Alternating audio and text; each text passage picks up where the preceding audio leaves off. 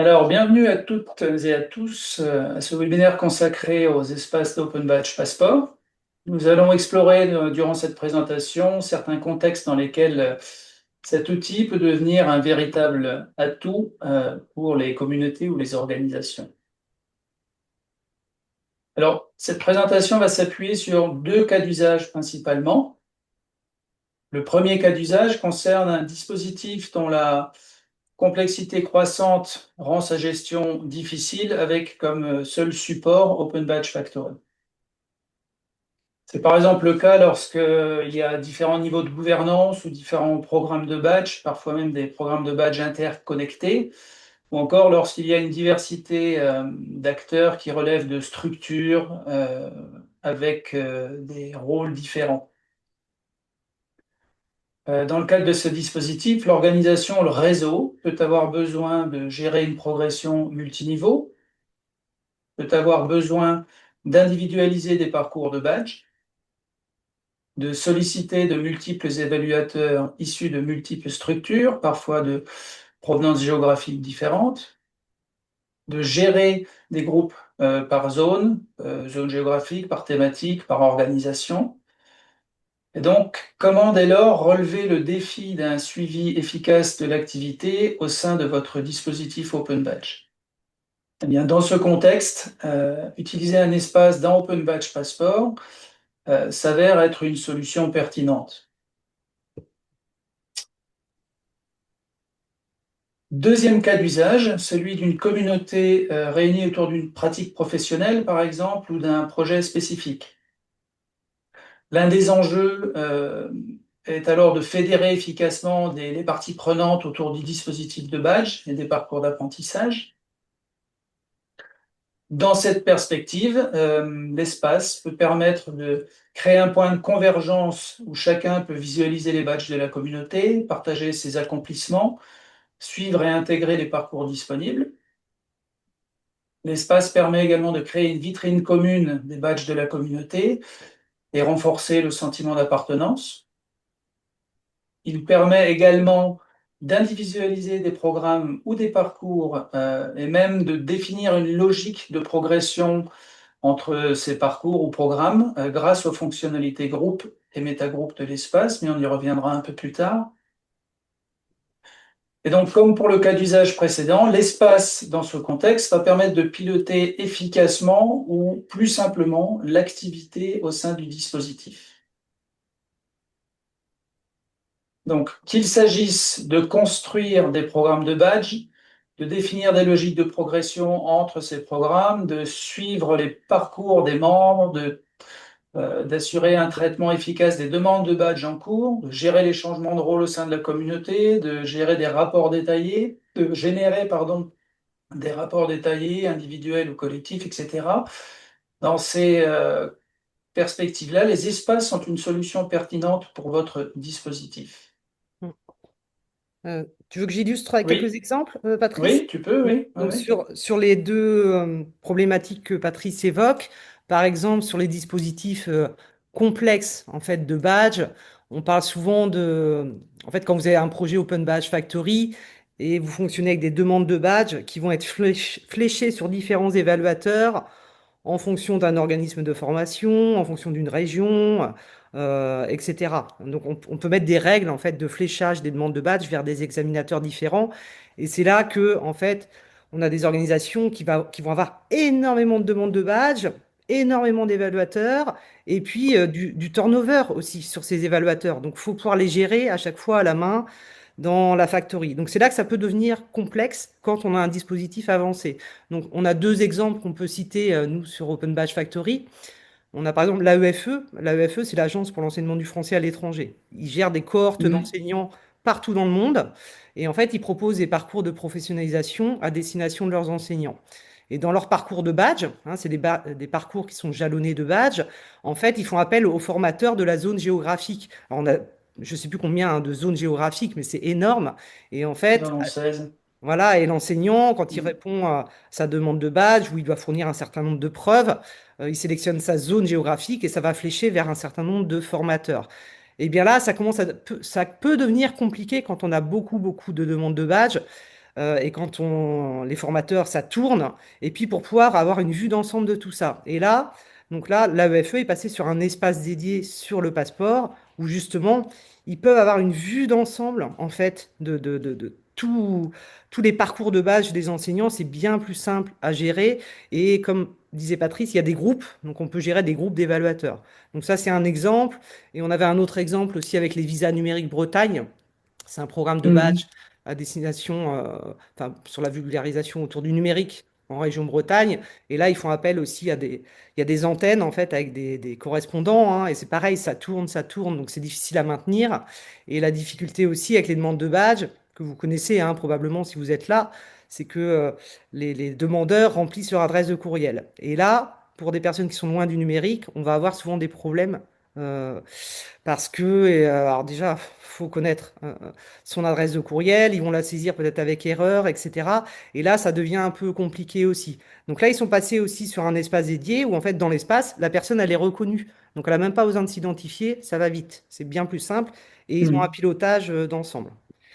Et pour la deuxième problématique, enfin problématique cas d'usage évoquait Patrice, Sur les communautés, oui. plus sur les communautés, on a par exemple Mhm. le Dôme, qui est un centre de culture scientifique, en fait, qui utilise un espace dédié aussi sur le passeport. Et en fait, c'est leur vitrine. En fait, ils l'utilisent comme une vitrine pour montrer tous les parcours d'apprentissage possibles à travers les minimaps notamment, hein, lorsqu'on rentre sur le lieu. Et donc, ça leur permet de piloter aussi efficacement ces parcours de montée en compétences et puis d'être visible également auprès du grand public. Ou des universités, en fait, qui ont un espace dédié où en fait les étudiants, quand ils se connectent depuis leur plateforme de formation, ils peuvent arriver directement dans leur espace et c'est un environnement qui va être recadré à cette communauté, aux couleurs de l'université. Et donc l'étudiant, voilà, il n'est pas perdu, noyé dans cette communauté, il est avec ses pairs en fait. Voilà, juste pour illustrer avec quelques exemples, on en a bien d'autres, hein, mais quelques exemples qui peuvent parler Mhm. aux participants. Ouais, merci, Émilie. Pardon. Donc, je poursuis. Donc, qu'est-ce qu'un espace? Donc, avant de définir plus précisément ce qu'est un espace et en explorer les différentes fonctionnalités, je souhaitais simplement rappeler au cas où euh, ce qu'est Open Badge Passport. Alors, Open Badge Passport, c'est un wallet de badge. C'est une solution proposée par Open Badge Factory. C'est un wallet de badge où les utilisateurs peuvent recevoir et gérer leurs badges. Et c'est également un environnement communautaire global où ils peuvent interagir. L'espace, quant à lui, c'est un environnement filtré et structuré au sein d'Open Badge Passport. Donc un environnement avec sa propre identité visuelle, comme l'évoquait Émilie, et ses propres fonctionnalités. Donc cet environnement filtré peut être dédié à une communauté, à une organisation, à un réseau, à un projet, à un territoire. Il offre l'opportunité de regrouper différents acteurs du dispositif de reconnaissance au sein de ce même environnement, et il peut être mutualisé entre différentes organisations ou communautés émettrices de badges. Il faut savoir qu'un compte pro OBF peut être connecté à plusieurs espaces et inversement, plusieurs comptes pro OBF peuvent être connectés à un seul et même espace. Un espace est riche en fonctionnalités et pleinement paramétrable. Comme évoqué précédemment, donc il possède sa propre identité visuelle. Outre les réglages des couleurs et du thème, outre l'ajout d'un logo et d'une bannière, l'espace permet aussi une connexion SSO. La visibilité de l'espace dans la galerie du passeport peut être définie, son accès laissé libre ou contrôlé, avec la possibilité d'ajouter des membres d'une manière dynamique, c'est-à-dire sur la base d'un ou plusieurs badges d'invitation à rejoindre l'espace, ou ajouter manuellement, euh, soit via une sélection parmi les utilisateurs du passeport déjà existant, ou l'ajout via l'import d'un fichier CSV. Et enfin, il est possible aussi de définir quels sont les blocs, donc de paramétrer le tableau de bord de l'espace, et donc de définir quels sont les blocs qui seront affichés sur le tableau de l'utilisateur, comme par exemple une cartographie dynamique, comme par exemple les badges que le membre peut demander, On peut envisager l'affichage des minimaps, les nouveaux utilisateurs, etc. Donc on peut activer ou désactiver certains blocs sur le tableau de bord. L'une des fonctionnalités phares des espaces est la possibilité de définir très finement les droits des membres via la fonctionnalité rôle.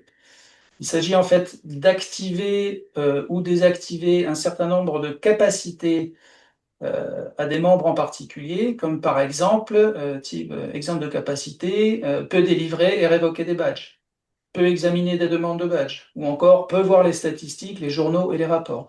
Il est possible de créer en fait des rôles sur mesure dans cet environnement, ou utiliser les rôles prédéfinis. Le responsable de l'espace peut filtrer et cibler l'information ou la communication au sein de l'environnement, notamment en définissant la liste des organisations émettrices de badges visibles dans l'environnement, en publiant des actualités ou en envoyant un courriel à une sélection de membres depuis l'espace et selon des critères définis ou non. Ça peut être sur la base d'une sélection de badges, d'envoyer un message à ces porteurs de badges.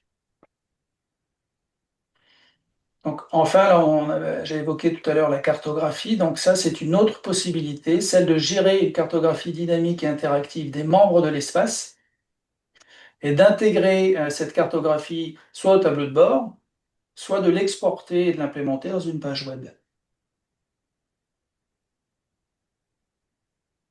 Les espaces facilitent la gestion globale de votre dispositif de badge à plusieurs niveaux. À l'aide des groupes, comme en a parlé Émilie tout à l'heure, vous pouvez organiser vos badges en programmes cohérents et les assigner aux membres de ces groupes. La fonctionnalité Metagroup vous permet de construire une logique de progression entre vos programmes de badge, c'est-à-dire la progression entre les groupes, qu'elle soit voulue linéaire ou par niveau. Les minimaps, quant à elles, vous permettent de matérialiser visuellement les parcours de badge construits. Et l'utilisation des groupes et métagroupes n'est pas incompatible avec celle des minimaps. L'expérience de chaque apprenant peut être personnalisée en combinant ou non les groupes, les métagroupes et les minimaps. On voit ici sur le côté gauche de la diapositive le tableau de bord de Jonas qui fait partie du groupe Living Space Project et le programme de badge qui lui est associé. Donc ce sont les badges qu'il va voir sur son tableau de bord et qu'il pourra demander.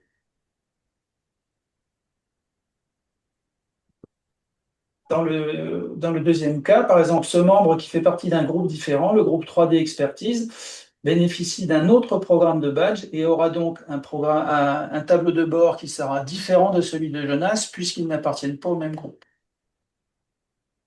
Et chacun de ces apprenants peut voir sur sa minimap où il en est du parcours.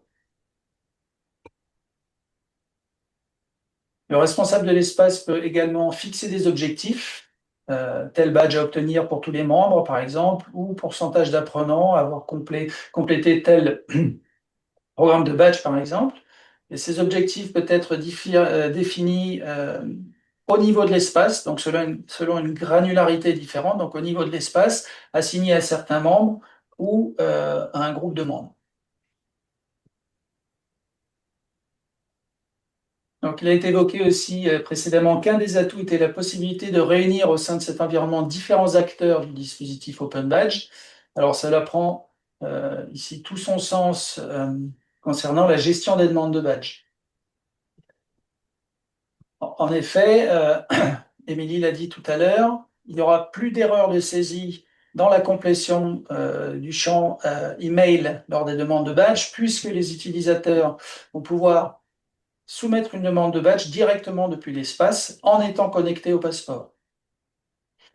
Plus besoin de gérer la complexité des redirections conditionnelles, c'est-à-dire que par exemple, si tel demandeur appartient à telle structure, c'est envoyé à telle personne, puisque les évaluateurs sont conviés à rejoindre l'espace pour évaluer les demandes de badge directement dans l'environnement.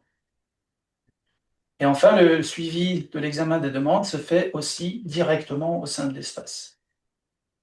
Donc on peut voir quel est le statut des demandes en cours, rejetées, acceptées, révisées ou effacées.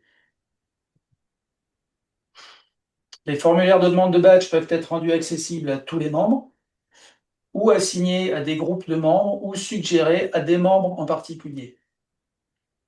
Les badges peuvent être délivrés manuellement selon la même logique. Enfin, pour conclure, et parce que cela fait déjà beaucoup d'informations, je pense, à digérer, il ne faudra pas hésiter donc à poser vos questions si ce n'est pas déjà fait dans le chat ou directement.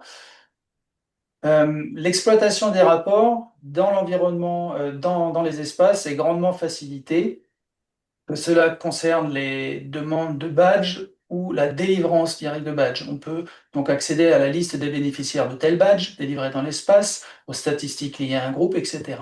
Et on peut également exporter à l'aide d'un fichier CSV les données générées des rapports.